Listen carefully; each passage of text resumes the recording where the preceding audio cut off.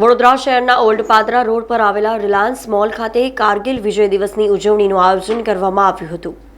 વડોદરા શહેરના old Padra road વિસ્તારમાં આવેલા રિલાયન્સ મોલ ખાતે કારગિલ યુદ્ધને 25 વર્ષ પૂર્ણ થવાના અવસર પર કારગિલ વિજય દિવસની ઉજવણીનું આયોજન કરવામાં આવ્યું હતું। આ કાર્યક્રમમાં પૂર્વ સૈનિક સેવા પરિષદ વડોદરાના president Dinesh Patel, national secretary Ashok Chavda, state પ્રમુખ અમૃતલાલ મકવાણા તથા અન્ય હોદ્દેદારો ઉપસ્થિત રહ્યા હતા। આ કાર્યક્રમમાં મોટી સંખ્યામાં પૂર્વ સૈનિકોએ પરિવાર સાથે હાજરી આપી હતી, જ્યાં દેશભક્તિ, ડાન્સ સહિત વિવિધ સાંસ્કૃતિક કાર્યક્રમોનું આયોજન કરવામાં આવ્યું હતું।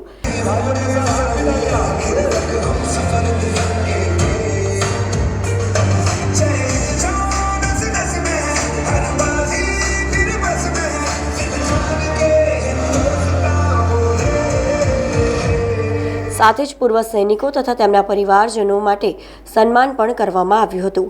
આ કાર્યક્રમમાં પૂર્વ સૈનિક સેવા પરિષદ વડોદરાના પ્રેસિડેન્ટ દિનેશ પટેલના 1971 ભારત પાકિસ્તાન યુદ્ધના વિષય પર પોડકાસ્ટને રિલીઝ પણ કરવામાં આવ્યું હતું।